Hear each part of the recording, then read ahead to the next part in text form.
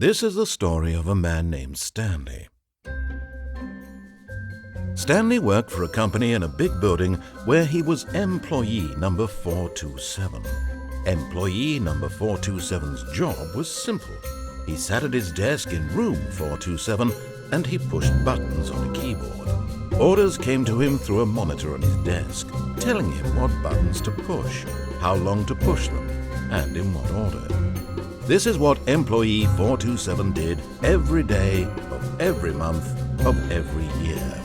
And although others might have considered it soul-rending, Stanley relished every moment that the orders came in, as though he had been made exactly for this job. And Stanley was happy. And then one day, something very peculiar happened.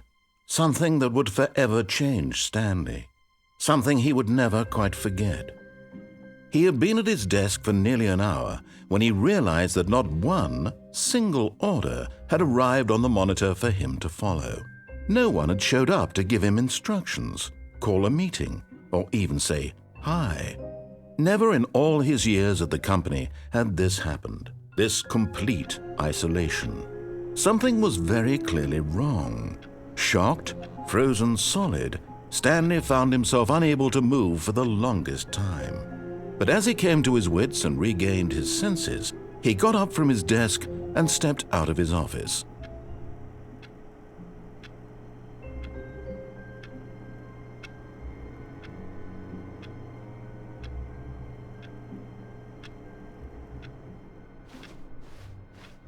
All of his co-workers were gone. What could it mean? Stanley decided to go to the meeting room. Perhaps he had simply missed a memo.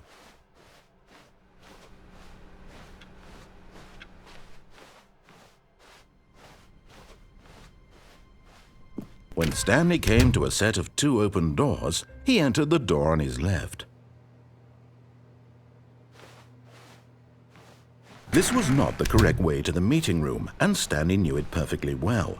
Perhaps he wanted to stop by the employee lounge first, just to admire it.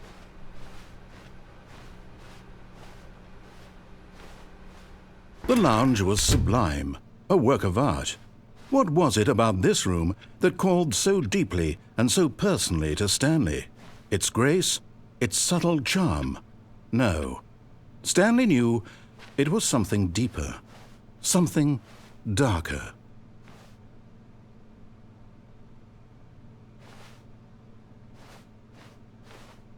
But eager to get back to business, Stanley took the first open door on his left.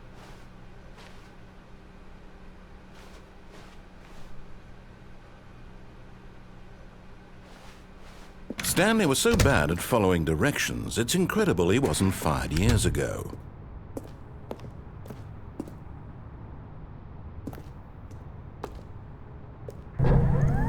Look, Stanley, I think perhaps we've gotten off on the wrong foot here. I'm not your enemy, really, I'm not.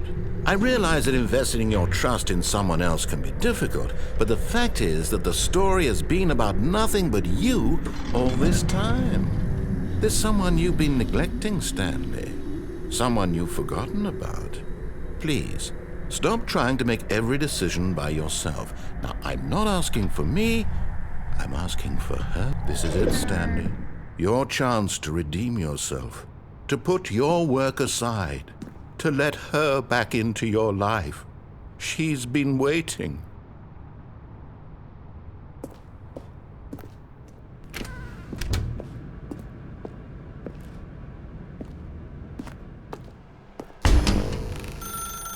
That's her, Stanley. You need to be the one to do this, to reach out to her. If you can truly place your faith in another, then pick up the phone.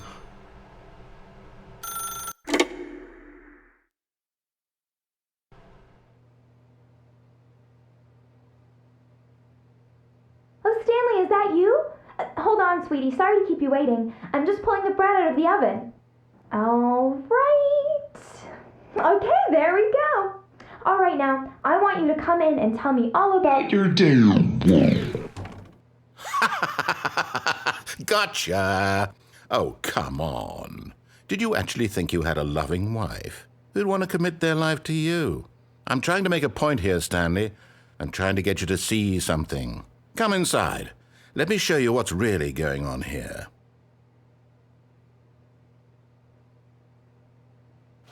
Sorry, but you're in my story now.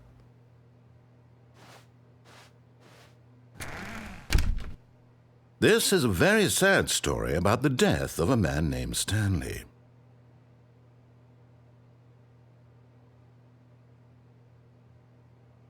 Stanley is quite a boring fellow. He has a job that demands nothing of him, and every button that he pushes is a reminder of the inconsequential nature of his existence. Look at him there, pushing buttons, doing exactly what he's told to do. Now he's pushing a button. Now he's eating lunch. Now he's going home. Now he's coming back to work. One might even feel sorry for him, except that he's chosen this life.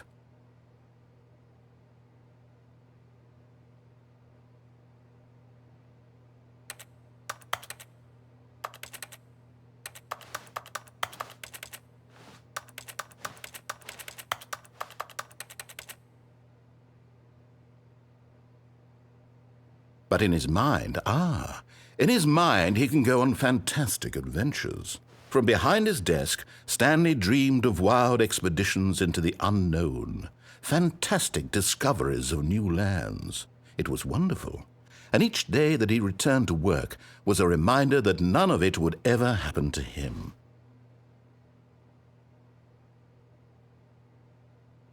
And so he began to fantasize about his own job.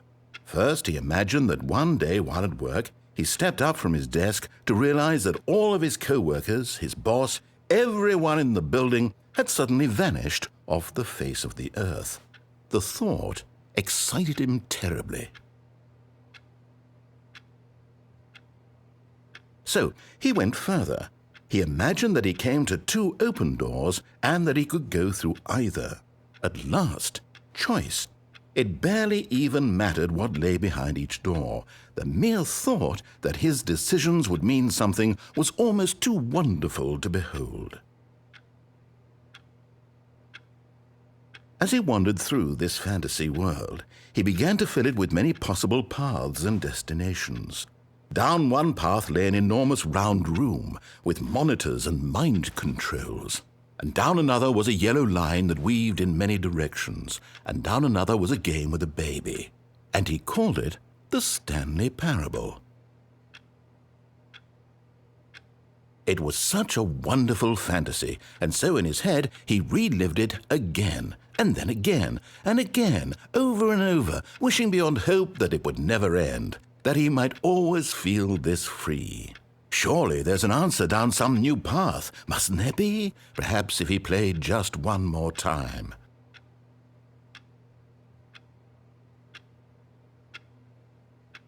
But there is no answer. How could there possibly be? In reality, all he's doing is pushing the same buttons he always has. Nothing has changed. The longer he spends here, the more invested he gets, the more he forgets which life is the real one. And I'm trying to tell him this, that in this world he can never be anything but an observer, that as long as he remains here, he's slowly killing himself. But he won't listen to me. He won't stop. Here, watch this. Stanley, the next time the screen asks you to push a button, do not do it.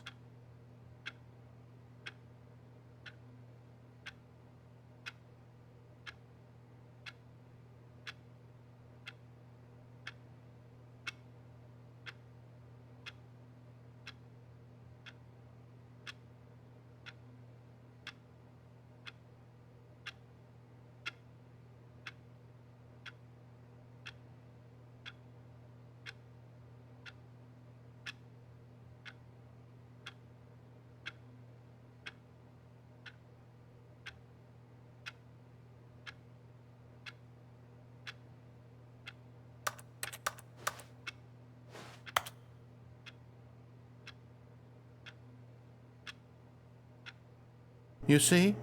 Can he just not hear me? How can I tell him in a way that he'll understand that every second he remains here, he's electing to kill himself? How can I get him to see what I see? How can I make him look at himself? I suppose I can't, not in the way I want him to. But I don't make the rules. I simply play to my intended purpose, the same as Stanley. We're not so different, I suppose. I'll try once more to convey all this to him. I'm compelled to. I must. Perhaps, well, maybe this time he'll see. Maybe this time. And I tried again, and Stanley pushed a button. And I tried again, and Stanley pushed a button. And I tried